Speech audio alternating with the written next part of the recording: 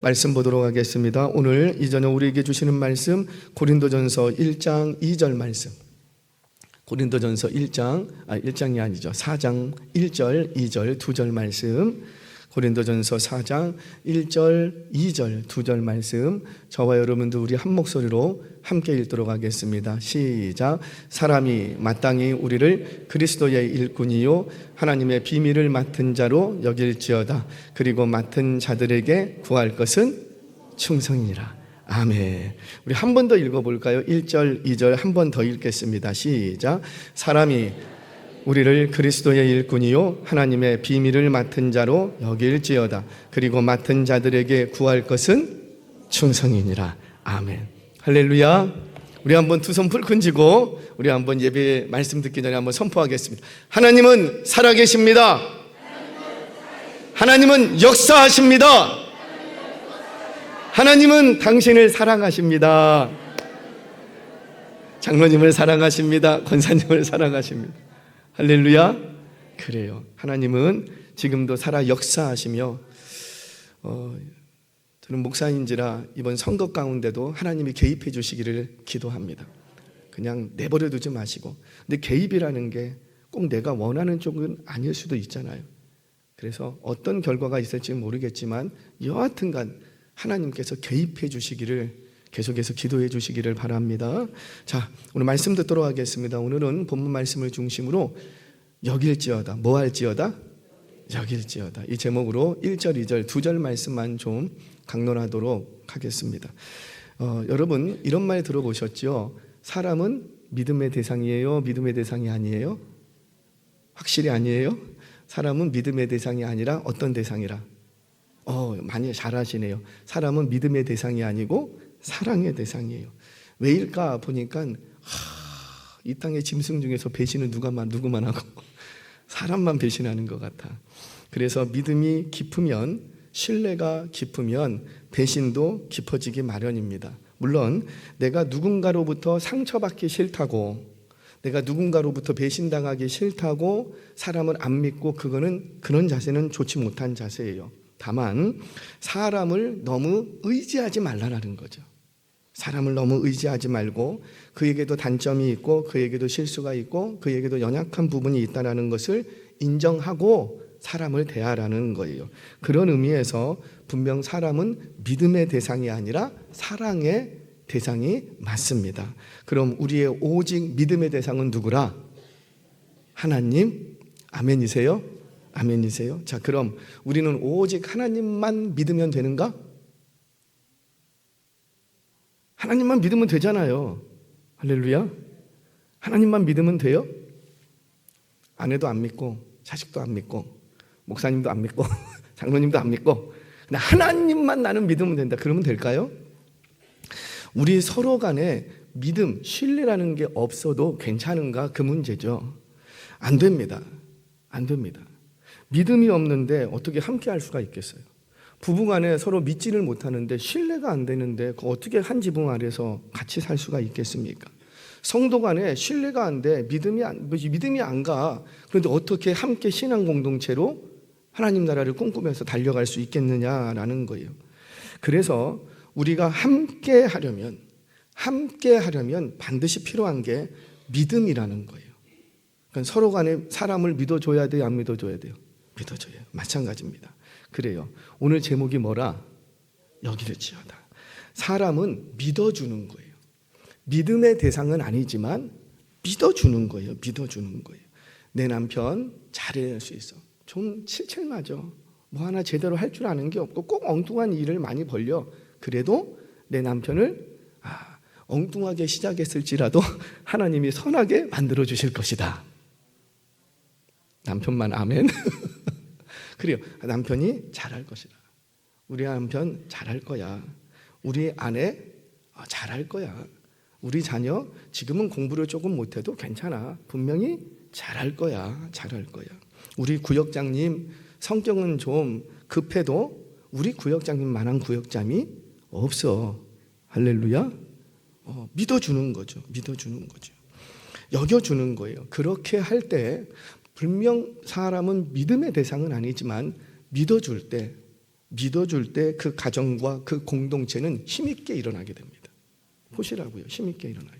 자, 우리 말씀 한번 보겠습니다. 1절 말씀 같이 읽겠습니다. 시작. 사람이 마땅히 우리를 그리스도의 일꾼이요 하나님의 비밀을 맡은 자로 여길지어다.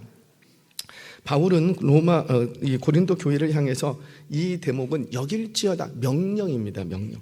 여겨주세요가 아니고 여겼으면 좋겠다도 아니고 여길지어다, 이 말은 확고한 명령이에요. 너 이렇게 해야 되는 거야. 나는 너희들이 이렇게 할 줄로 확실히 내가 알고 있으니까 반드시 이렇게 해야 된다. 그 의미가 담긴 게 뭐뭐 할지어다 라는 뜻이에요. 자, 그렇게 바울은 고린도 교회를 향해서 명령하기를 자신을 포함해서 교회의 사역자들, 복음 전조자들을 향하여서 그리스도의 일꾼으로, 그리고 하나님의 구원의 비밀을 맡은 자로 뭐하라? 여겨주라는 거예요. 여겨주라. 반드시 여겨야 된다는 거죠. 자, 그러면 질문하겠습니다. 왜 갑자기 바울은 자신을 포함해서예요. 자신도 포함해서.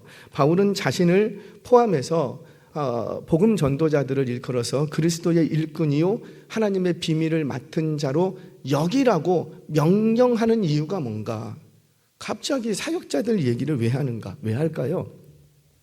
계속해서 우리 고린도전서를 강론하면서 제가 반복적으로 했던 얘기가 뭐냐면 4장까지는 해석하기 위해서 백그라운드가 하나 있다 그랬어요. 그 백그라운드가 뭐라? 그렇죠. 분파주의가 아직 안 끝났어요. 지금 고린도전서 1장에서 나는 바울파, 나는 게바파, 나는 아볼로파, 나는 그리스도파, 이 분파주의에 대한 책망, 거기에 대한 강론과 말씀, 이게 아직 안 끝났어요. 어디까지 가야 되겠다? 4장까지 가야 된다는 거예요. 아직 더 가야 되는 거예요. 4장까지. 자, 그러면 이 바울이 이 얘기를 하는 이유가 뭐냐면 바로 그 백그라운드가 분파주의라는 거죠. 서로가 이 교회가, 고린도 교회가 갑자기 힘이 쇠했는데 이유가 뭔가 봤더니 나는 바울파, 나는 게바파, 나는 아볼로파, 나는 그리스도파, 서로 사람 중심으로 파당을 짓고 있는 것이 문제였다라는 거예요. 이것이 교회를 약화시켰다라는 거죠. 그러면 왜 이렇게 이들이 사람 중심으로 파당을 짓기 시작했는가? 왜 그런 거예요? 이 사람들은요, 그냥 그런 사람들이 아니에요. 그 고린도 교회의 리더들이에요. 리더들, 내놓으라는 리더들. 아볼로도 마찬가지고 게바, 베드로도 마찬가지죠. 누가 뭐래도 최고의 사역자들이에요. 그러니까 이 복음 전도자들을 인간적인 잣대로 판단했기 때문이라는 거예요. 인간적인 잣대로. 나는 바울이 내 스타일이야. 나는 게바가 내 스타일이라니까. 나는 아볼로가 하는 게 그렇게 좋더라. 그러니까 자꾸만 교회 안의 사역자들을, 이 복음 전도자들을 무슨 잣대로 이들을 바라보기 시작했다고요? 인간적인 잣대.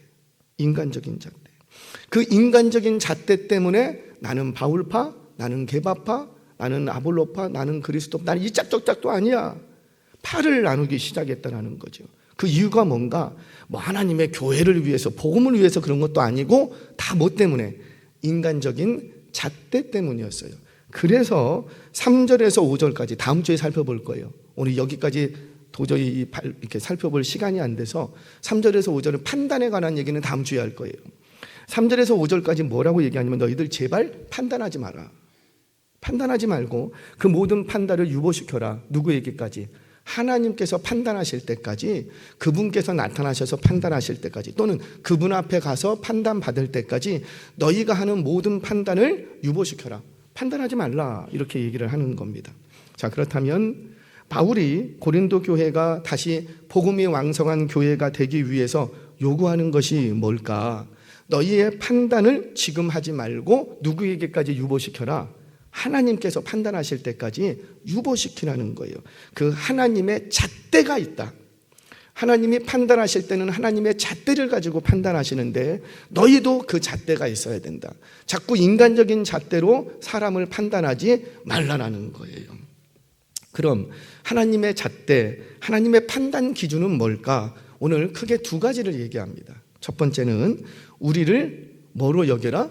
그리스도의 일꾼이요 하나님의 비밀을 맡은 자로. 말 좀 해라. 입을 꽉 다물고 있으면은요, 이게 그래요. 학교에서도요, 입을 다물고 있는 아이가 공부를 잘할까요? 주저리주저리 떠드는 사람이 공부를 잘할까요? 주저리 떠드는 사람이. 어떤 부흥 강사님이 그러더라고요. 자기는 은혜를 입으로 집었는데 입이 열리면 뭐 은혜가 충만하시던가, 믿거나 말거나 하여튼 그렇대요. 꼭 맞는 말도 아닌데 또 틀린 말도 아닌 것 같아요. 자, 다시 묻습니다. 우리를 그리스도의 뭐로 받아들이고 일꾼으로 여기고 하나님의 비밀을 맡은 자로, 제가 이 두 단어가 중요하기 때문에 말씀드렸던 거예요. 자, 우리는 여기서 일꾼이라는 단어, 그러니까 그리스도, 그 다음에 뒤에 나오는 하나님, 이게 대조가 되고, 일꾼이라는 단어와 비밀을 맡은 자라는 단어가 대조를 이룹니다. 그러니까 서로 같은 뜻인데 두 번 반복해서 강조했다, 지금 그 얘기예요. 자, 여기서 일꾼이라는 단어는 휘페레타스라는 단어입니다. 휘포라는 단어와 합성어인데 휘페레타스. 이 휘페레타스라는 단어는 무슨 말이냐면 배 밑에서 노젓는 노자비들을 얘기해요. 노자비들을 일컬어서 일꾼, 휘페레테스 이렇게 얘기를 합니다. 이들은 당시 이 노를 젓는 일은 절대적으로 노예만 해요. 노예가 아닌 사람들은 노를 젓지 않습니다. 그런데 이 노예 중에서도 노예도 격이 있어요. 노예도 격이 있어서 배 밑에서 노를 젓는 노예는 최 밑바닥에 있는 노예인 거예요. 최 밑바닥에. 여러분 혹시 맨허라는 영화 보셨습니까? 보신 분들 계세요. 맨허라는 영화 보면 거기 이제 주인공 유다가 이제 잡혀가죠. 다 노예로 팔려가잖아요. 근데 팔려가서 어디로 팔려가요? 노자비로 팔려가죠. 그거 한번 기억해 보시라고요. 노자비는요, 노예 중에서도 쓸데없는 가장 천한 노예. 노예가 하는 일이 뭐냐면 노자비예요. 이 노자비로 딱 한 번 끌려가면은 죽을 때까지 노자비예요. 기운이 없어갖고 진이 다 빠져도 노자비는 그 노예에서 자기의 쇠사슬을 안 풀어줘요. 죽을 때까지 뭐만 해야 되는 거예요? 노만 져야 되는 거예요. 그게 휘페레타스라는 단어입니다. 근데 이 단어가 복음 안에선, 이 헬라권 안에서는 충성된 일꾼이라는 어떤 보편적인 의미로 사용되게 되었더라는 거죠. 무슨 말이에요? 그처럼 그리스도의 일꾼 휘페레타스, 가장 노자비 같은 그 일꾼이라는 말은 누구에게 꽉 묶여서, 그렇죠, 그리스도께 꽉 묶여갖고, 완전히 꽉 묶여갖고 죽을 때까지 뭐만 한다고요? 그래서 노젓는 것만이에요. 노젓는 것만. 그런 사람들을 일꾼 이렇게 부릅니다. 일꾼. 여러분 한번 배를 상상해 보시자고요. 근사한 배가 있어요. 멋진 배가 있어요. 화려해, 휘황찬란해. 배 위에서 키잡이가, 휘황찬란한 배 같은 거 보세요. 한번. 키잡이가 얼마나 폼을 잡는지. 선장이 좌연 우연 하면은 키잡이가 싹 돌리고 싹, 돛을 내려라, 거기 빨리 뭐 줄을 당겨라, 감아라. 그러면 어떻게 해요? 배 위에 있는 인부들이 막 뛰어다닙니다. 엄청 땀을 뻘뻘 흘리면서 뛰어나요. 그 지시를 내리고 키잡이가 돌리고 막 저 위에서 내려오고 올라가고 얼마나 멋진지 몰라요. 그런데 배 위에서 아무리 지시를 내리고 아무리 열심히 뛰어다녀도 배가 움직일까요? 안 움직일까요? 왜 안 움직여요? 뭘 안 하고 있어요? 그렇죠. 배 밑바닥에 있는 이 노예들이 노를 젓지 않으면 배가 움직인다, 안 움직인다? 안 움직인다라는 거예요. 아무리 선장이 좌연 5도, 뭐 우연 5도 뭐라고 얘기고, 뭐 키잡이가 멋지게 뭐 한 손으로 돌리고 두 손으로 돌리고 해도 배가 움직여요, 안 움직여요? 안 움직여. 엄청나게 땀을 뛰면서 뻘뻘 땀을 흘리면서 이 가판 위를 뛰어다녀도 배가 움직여요, 안 움직여요? 안 움직여. 왜? 배 밑에서 노를 젓지 않으면 그 배는 움직일 수가 없는 거예요. 자, 그러면 이 배가 항해하기 위해서 가장 존대받아야 돼, 대접받아야 될 사람들이 있다면 누굴까요? 그렇죠. 우리가 상식적으로 봤을 때 가장 대접받고 좀 대접을 받을 만한, 칭찬을 받을 만한 사람들이 있다면 노자비들입니다. 노자비들이 노를 저어줘요. 그런데 실상은 대접받는 노자비가 있다 없다? 없다라는 거예요. 왜 그런가? 이 노자비가 노를 젓는 건 특별한 거예요? 당연한 거예요? 당연한 거라는 거예요. 당연한 일을 당연히 할 뿐인데 거기에 칭찬을 기대하지 말라라는 거죠. 그리고 이들은 가장 비천한 노예라니까요. 가장 비천한 노예. 노예가 노를 젓는데 가장 사람 대접 못 받는 비천한 노예가 노를 젓는데 그게 무슨 칭찬거리가 되겠냐고요. 그런데 만약에 그 노자비가 노를 젓지 않으면 바로 뭐가 날라오고, 그렇죠, 막 채찍으로 막 죽을 때까지 때리는 거예요. 죽을 때까지. 그게 바로 죄송해요, 복음 사역자들의 위치라는 거죠. 제가 우리 사역자들한테 그런 얘기해요. 교회에는 우리 여기는 지금 다들 리더들이 계시니까 일을 버리기 시작하면 한도 끝도 없고요, 일을 안 하기 시작하면 할 일 없는 게 교회예요. 일을 벌리기 시작하고 하기 시작하면 이게 밑빠진 독에 물 부기, 해도 끝이 없어요. 계속. 지금 교적 웹 교적 거 정리하는데 벌써 3년째 계속 그것만 하고, 해도 끝이 없어. 끝이 없어. 계속 뭐가 나오고 뭐가 발견되고 뭐를 수정해야 되고 계속 있는 거예요. 일이 끝이 안 나는 거예요. 근데 안 하기 시작하면은요, 사실 별로 할 게 없어. 뭐 그거 안 한다고 교회가 뭐 이상해지나요? 뭐 웹 정리 안 했다고, 교적 정리 제대로 안 했다고 뭐 우리 교회가 무슨 큰 탈납니까? 아무 일도 안 일어나는 거예요. 그처럼 우리 복음 사역자들의 위치가 그렇다라는 겁니다. 이게 복음 사역자들이 꼭 교회의 목회자와 교역자들만 말하는 건 아니잖아요. 여기 있는 교회의 리더들, 구역장님들, 직분자들 다 사역자들 아니에요? 더 나아가면은 내가 먼저 구원함을 얻었어요. 내가 먼저 복음을 들었어요. 그러면 그 사람 왜, 서구 많은 사람 중에 왜 그 사람에게 먼저 복음을 준 거예요? 뭐 하려고?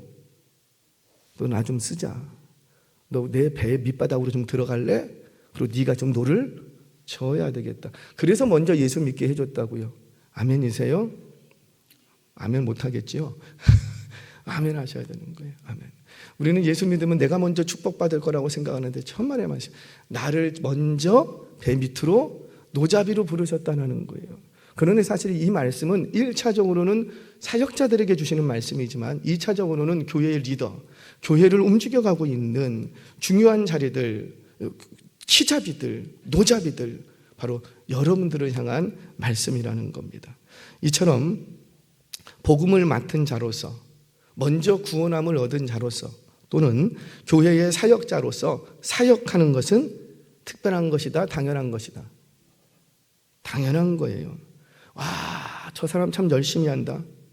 죄송해요, 그거 당연한 거예요. 열심히 안 하면 어떻게 될까요? 바로 채찍 날라온다니까요.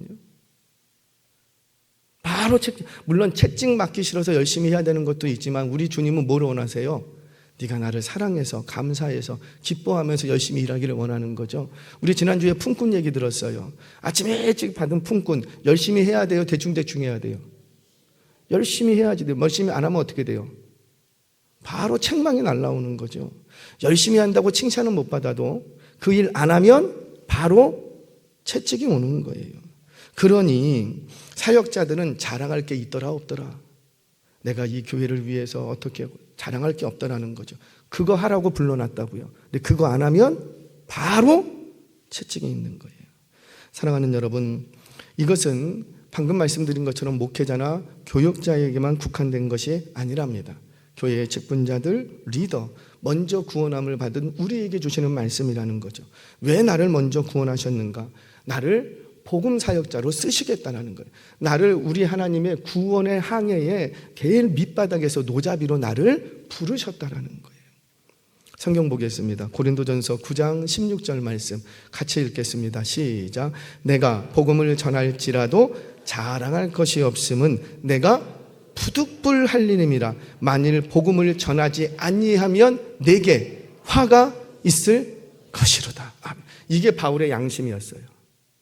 나중에 기회가 되면 바울의 양심론에 대해서 공부를 할 텐데 이게 바울이 갖고 있는 신앙 양심이었어요. 그는 예수님 믿기 전에도 이 양심을 갖고 있었어요. 예수님 믿기 전에는 유일신 사상이었어요. 여러분, 유대교와 이 기독교, 개신교는 다릅니다. 기독교는 달라요. 같지 않아요. 유대교와 기독교는 유대교도 하나님을 믿고 기독교도 하나님을 믿어요. 근데 어떻게 다르죠? 유대교는 유일하신 하나님을 믿는 거예요. 기독교는 그렇죠. 삼위일체 하나님을 믿는 거예요. 그러니까 유대교에는 삼위일체가 없어요. 믿는 하나님이 관점이 달라요. 같은 하나님으로 보시면 안 되는 거예요. 자, 여하튼간 그렇게 바울은 예수님 믿기 전에 유일신 하나님의 신앙을 가지고 그 신앙 양심상 자기가 하나님이라고 말하는 예수님 그리고 예수를 따르는 그 무리들을 그냥 두는 것은 자기 양심의 꺼리낌이야. 신앙 양심에. 그래서 잡아 죽이려고 했어요. 그런데 잡아 죽이려고 갔다가 부활하신 예수님을 만났어요. 그리고 나니까 예수님이 자신 안에 들어오고 나서 눈을 뜨게 해주시니까 그때부터 삼위일체 하나님이 눈에 들어옵니다. 그러면서 어떻게 되는 거예요? 내가 이 부활하신 예수님을 전하지 않으면 내 신앙 양심이 견딜 수가 없는 거예요. 이게 바울의 양심론이에요. 자, 그처럼 바울은 부활하신 예수님을 만나고 나서 그 부활하신 예수님을 전하지 않으면 내게 화가 있을 거라는 거예요. 그래서 내가 푸득풀을 전한다. 물론 그것 때문에 전했던 건 아니에요. 그것 때문에 전했던 건 아니고 그것이 진리이기 때문에 전했던 거예요. 다만 바울은 그러한 마음으로 내가 이렇게 열심히 죽을 위험을 몇 번씩 쓰고 온갖 산전, 수전, 공중전, 수중전 다 했었어도 그러면서도 내가 복음을 전하는 데서 불평하고 원망하지 않았던 것은 이것이 마땅히 내가 해야 될 일이라는 거죠. 근데 만약에 이거 마땅히 해야 될 이 일을 안 하면 나는 어떻게 되고? 그렇죠. 바로 채찍맞는다는 그걸 바울은 알았다라는 겁니다. 사랑하는 여러분, 그럼에도 불구하고 우리 모든 사역자들을 귀하게 여겨주시기를 바랍니다. 목회자부터 시작해서 우리 교역자들, 또 우리 장로님, 권사님, 우리 구역장님들, 교구장님들, 교회 앞에서 이렇게 뛰고 달리시는 분들 귀하게 여겨주셔야지 돼요. 물론 지나치게 높이라는 얘기는 아니에요. 높이지는 지나치게 높일 필요 없어요. 일꾼이 일하는 건 당연한 거예요. 우리 스스로 그렇게 생각해야 돼. 나는 이렇게 하는 게 당연한 거야. 이거 안 하면 나는 그분한테 바로 채찍 맞아. 다만 그들의 수고를 모르지는 않지만 지나치게 높일 필요는 없다라는 거죠. 그럼 사역자들은 무시해도 되는가? 그건 아니에요. 왜요? 그는 누구의 일꾼이기 때문에. 그렇죠. 그리스도의 일꾼, 하나님의 비밀을 맡은 자. 그들 뒤에는 진짜 주인 되시는 예수님, 진짜 주인 되시는 하나님이 계시기 때문이에요. 그러니 무시해서도 안 되지만 사람의 잣대로 판단해서도 안 된다라는 겁니다. 나는 누구랑 친해. 그것도 사실 안 돼요. 우리 교회는 그거 없지만은요. 좀 너무 속상한 얘기들을 저 많이 들어요. 막 가갖고 막 정말 가갖고 막 뒤집어 엎고 싶은 마음들이 막 여기서 막 주여. 나는 누구 라인 교역자들이 막 교회 안에서 나는 누구 라인, 나는 누구 장로님 라인, 나는 누구 목사 라인. 왜 교회 안에서 그런 몹쓸 짓을 해요? 그래서 교회가 힘을 잃어가는 거예요. 그래서 우리 교회가 아니고 그런 교회가 있어요. 가갖고 내가 갈까요? 그래서 가서 한번 들어엎고 싶어. 당신들 왜 이러냐고 도대체. 그 교회를 제가 사랑하기 때문에. 저랑 아무런 관련이 없으면 사실 그러든가 말든가 신경 안 쓰겠는데 관련이 있기 때문에 너무 가슴이 아픈 거예요. 사랑하는 여러분, 인간적인 잣대로 판단하지 마시기 바랍니다. 저와 여러분이 복음의 사역자, 교회의 사역자들을 무시하지는 않지만 그렇다고 해서 지나치게 높이지도 마시기를 바랍니다. 사역자는 뭐로만 받아주면 돼요? 그렇죠. 일꾼. 사역자로 인정해 주시면 된다는 거예요. 그래야 교회가 건강해지는 거예요. 아멘 하세요. 자, 두 번째는 하나님이 보시는 잣대 또 하나가 있답니다. 그건 뭐냐면 너가 충성하고 있는가라는 거예요. 충성. 우리는 충성이라고 하면 조금 오해하더라고요. 이 충성이라는 뉘앙스 때문에 그런 것 같아요. 충성은 사실 결과가 아니고요. 내용이고 마음의 중심을 얘기하는 거예요. 우리는 충성하면 막 열심히 뛰어다니는 사람을 충성이라고 생각하는데 그렇지 않아요. 또는 충성하면 멋진 결과를, 성과를 내야지 충성하는 줄 아는데 그렇지 않아요. 충성하지 못한 사람도 얼마든지 좋은 성과 내요. 충성하지 못하는 사람도, 안 하는 사람도 막 뛰어다닌다니까요. 그러니까 그걸로 얘기하시면 안 돼요. 충성이라는 말 자체가 외형적인 어떤 결과에 국한된 단어가 아니라 그 결과와 상관없이 내 마음의 중심, 마음의 상태를 일컫는 것을 충성이라고 합니다. 우리 2절 말씀 마저 읽지요. 같이 읽겠습니다. 시작. 그리고 맡은 자들에게 구할 것은 충성이라. 그러니까 이게 무슨 말이냐면 사람이 판단할 문제가 아니라는 거죠. 왜냐하면 충성이라는 건 겉으로 보이는 게 아니라 그랬잖아요. 결과나 성과가 아니라 그랬잖아요. 마음과 중심이라 그랬잖아요. 그러니 그건 눈에 보여요, 안 보여요? 안 보여요. 마음과 중심을 살피시는 분은 누구고? 하나님. 그래서 이 충성이라는 것은 우리가 판단할 수 있는 문제가 아니라는 거죠. 누가 판단하셔야 되고? 하나님. 저 사람 참 열심히 해. 이건 우리가 판단할 수 있어요. 이건 눈에 보이기 때문이에요. 그런데 저분 참 충성해. 사실 이건 눈에 보이지 않는다라니까요. 왜냐하면 이 충성이라는 단어가 피스토스라는 단어입니다. 헬라어로. 피스토스. 피스토스라는 건 무슨 말이냐면 믿을 만한, 신실한, 신뢰할 만한 이런 의미를 가져요. 그러니까 열심히 하고 뭐 이런 거하고 관계가 없어요. 아무 관계가 없는 단어예요. 충성이라는 건 내 마음의 자세, 그 일을 대하는 마음의 자세, 그 일을 시키신 그분에 대한 마음의 중심, 믿을 만한가, 신뢰할 만한가, 네가 나를 믿고 있느냐, 지금 그거를 다루는 단어라는 거예요. 누구에게 대해서, 무엇에 대해서 신실해야 될 것인가. 여러분, 저와 여러분들을 하나님의 일꾼, 비밀을 맡은 자, 그리스도의 일꾼으로 불러주셨어요. 그러면 우리는 누구에게 충성해야 될까요? 누구에게 신실해야 될까요? 충성이라는 말 좀 바꿀게요. 원어 그대로. 누구에게 신실해야 될까요? 하나님께. 무엇에 신실해야 될까요? 그 복음에, 그 비밀에 신실해야 된다는 거죠. 자꾸 강조합니다. 신실은 성과와 관련이 없어요. 정비례하지 않아요. 정비례하지 않아요. 이 부분은 하나님만이 아시는데 그 하나님 앞에서 판단받을 내용이라는 겁니다. 우리는 자칫 일을 잘하면 그게 충성인 줄 오해하더라고요. 결과가 좋으면 저 사람 참 충성스러워 라고 얘기를 하더라고요. 만약에 결과가 나쁘면 우리는 결과가 별로 안 좋은 사람에게 저 사람 참 충성했어 이런 말 잘 안 하더라고요. 우리의 보는 안목이 그렇다는 거지요. 충성은 그런 걸 말하는 게 아니에요. 오히려 그 일을 하면서 너가 어떤 마음을 가지고 어떤 마음의 자세를 가지고 그 일을 감당했느냐라는 거예요. 그 일을 명령한 주인에 대해서 너가 어떤 마음을 가졌느냐, 한결같은 마음을 가졌느냐, 네가 주인에 대해서 신뢰하는 마음을 가졌느냐, 그 얘기를 묻는 거지요. 그래서 하나님의 일을 하는 사명자들은 일의 성과가 아니라 하나님 앞에서 어떤 마음의 중심을 가지고 일을 했느냐라는 거예요. 그래서 이 부분에 있어서는 누가 판단하시겠다? 그렇죠. 심장과 폐부를 보시는, 마음의 중심을 보시는 하나님. 그렇게 봐갖고 내 마음에 합했던 사람이 있어요. 누구라? 다윗. 다윗은 뭐 대단한 업적을 남긴 사람이 아니라고요. 목동으로 있을 때 그 자기 양떼도 아니라고요. 자기 양떼는 아닌 그 양떼를 지키기 위해 그 양떼 맡겼다고 그 양떼를 맡긴 분 앞에서 충성했던 거예요.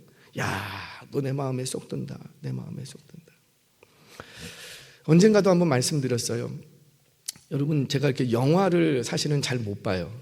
영화를 별로 이렇게 처음부터 끝까지 본 영화가 별로 없어요. 물론 집안에서 올모 TV로 이렇게 보는 경우들은 있지만 보지를 사실 극장에를 못 가니까. 그런데 TV에서 이제 이렇게 TV에서 간신이라는 영화를 해주더라고요.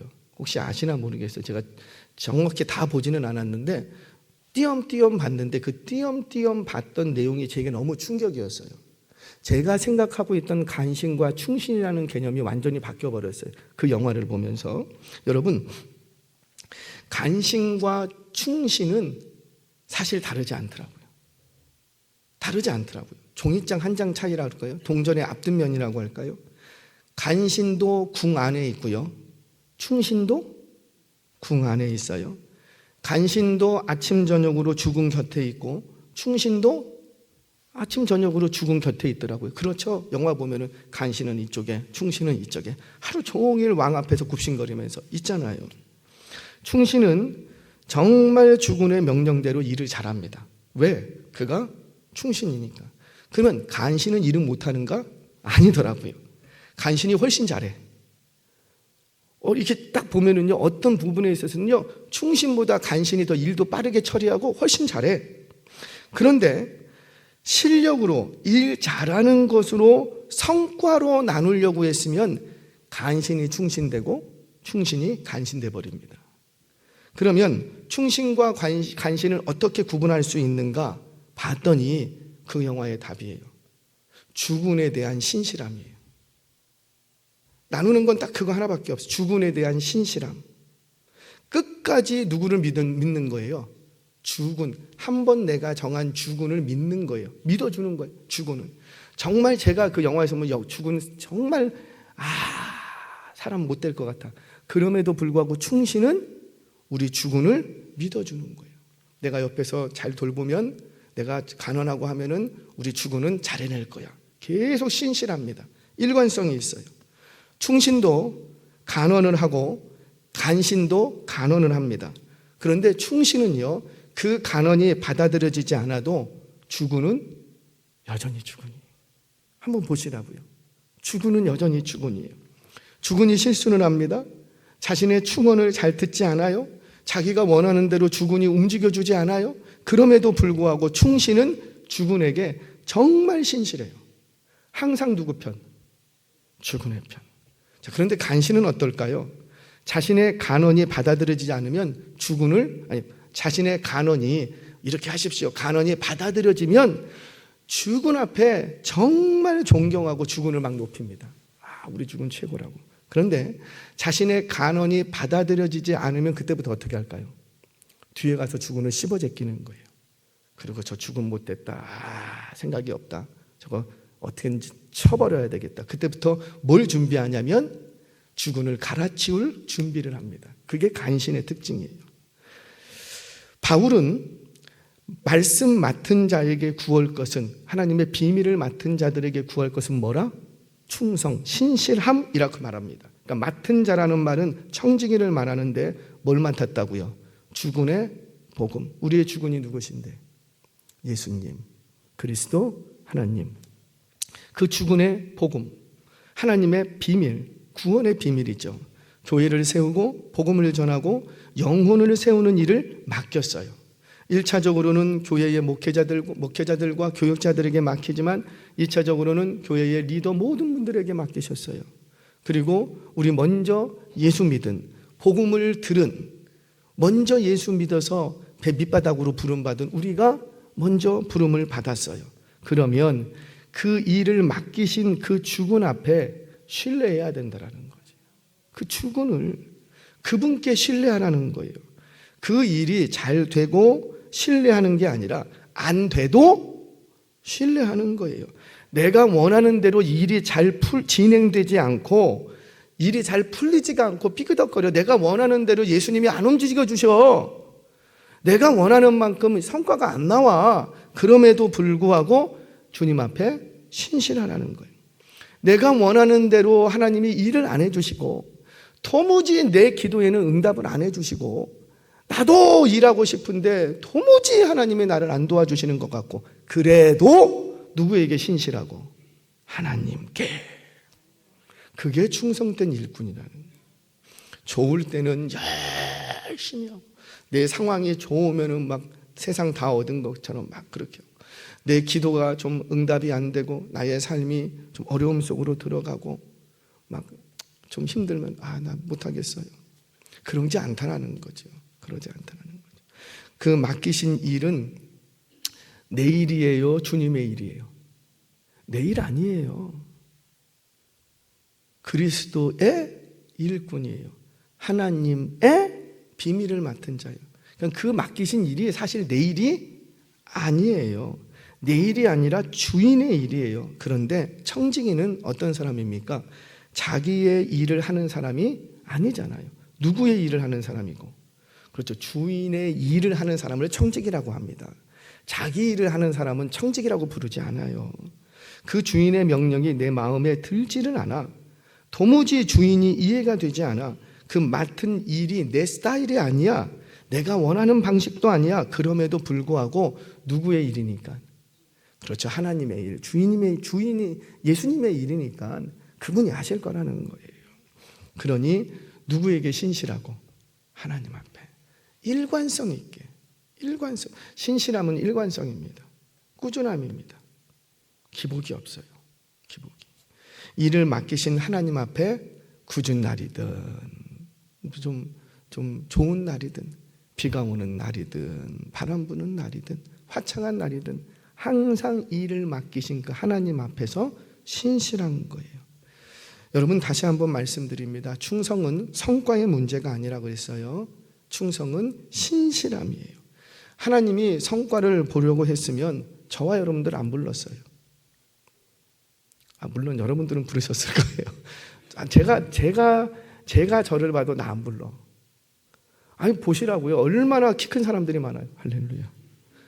얼마나 많이 배운 사람들이 많고 얼마나 뛰어난 사람이 많습니까? 저 솔직히 고백할게요. 저는 수도권에서 사역하기를 포기했던 사람이에요. 나 같은 사람은 수도권에 올라올 필요가 없다. 그래서 저 밑으로 지방으로. 왜?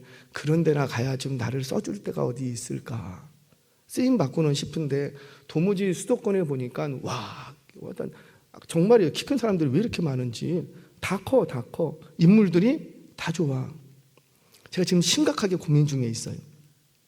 이번 이제 가을에 말씀 또 부흥회를 합니다.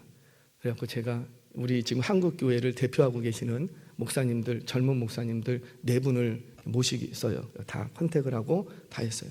근데 평균 신장이 180이야. 그래서 이따 참 그중에 165도 한 명 불러서 해야 되는데. 여러분, 가진 거 보고 실력을 보고 여러분들에게서 뭔가 성과를 기대하고 하나님이 불렀다면 정말 저와 여러분들 안 불렀어요. 훨씬 잘하는 사람들 많이 있습니다. 훨씬 가진 사람들 많이 있어요. 그럼에도 불구하고 우리 하나님이 왜 저와 여러분들을 부르셨는가? 성과 보자고 부르신 게 아니라는 거예요. 저와 여러분들을 왜 은혜교회로 불러놓으셨는가? 뭐 대단한 기술이 있고 능력이 있고 실력이 있어서 불러 모아놓은 게 아니라는 거예요. 뭐 보는 거예요? 너 나한테 충성할 수 있겠니? 언제나 너 나에게 신실할 수 있겠니? 그거 보겠다라는 거예요. 사랑하는 여러분, 저는 우리 교회가 여겨주는 교회가 되기를 바랍니다. 우리 집사님, 정말 집사님 부족해 보여. 세상적으로 보면은 정말 부족해 보여. 그런데 집사님으로 세워주셨다고요. 그러면 우리 집사님 잘할 수 있다고. 권사님으로 세워주셨어요. 장로님으로 세워주셨어요. 세상적으로 보면은 뭐 내놓을 것이 없어 보여. 정말 부족해 보여. 배움도 짧으셔. 그런데 세워주셨어요. 그러면은 그냥 우리의 어떤 절차를 통해서 세워졌지만 그 이면에는 누가 있는 거예요? 그래서 이 위임식, 추임식 그래서 하는 거예요. 그거는 그냥 우리 쇼가 아니에요. 우리가 투표해서 우리가 다 뽑았어요. 그러면 된 거 아니에요? 그런데 왜 예배를 또 드립니까? 이 예배를 통해서 누가 세우셨다는 걸 인정하는 거예요. 그렇죠. 하나님이 세우셨다는 걸. 그렇게 세워주셨다고요. 그러면 인간적인 잣대로는 부족하게 보여도 우리 권사님 잘하실 거야. 우리 집사님, 우리 구역장님 정말 잘하실 수 있어. 그런데 내가 좀 도울 일이 없을까? 내가 조금만 도와드리면 정말 멋지게 잘하실 것 같은데 서로 그리스도의 일꾼이요 하나님의 비밀을 맡은 자로 여겨주시기 바랍니다. 그런 가정과 그런 공동체가 흥왕하는 거예요. 서로 불신하고 서로 저 사람 하는 것마다 안 돼. 뭐 안 돼. 믿을 게 없대. 자꾸 그래 보시라고요. 될 일도 안 되고요. 그 공동체가 그 가정은 미래가 없어요. 그런데 부족해. 서로 알아. 부족한 거 알아. 그런데 여겨주는 거죠. 우리 남편 잘할 거야. 우리 자식 요번에 시험 좀 20점밖에 뭐 괜찮아. 다음에 열심히 하면 하나님이 은혜 주셔서 잘할 거야. 그렇게 서로 하나님의 사람으로 자랄 수 있는 사람으로 여겨주시기를 바랍니다. 그렇게 여김받았으면 우리는 어떻게 해야 되겠다? 충성해야 되겠다. 그렇게 할 때 여러분들의 가정과 우리 신앙 공동체는 날마다 흥왕하게 될 줄로 믿습니다. 이런 가정과 공동체 되시기를 주의 이름으로 축원합니다.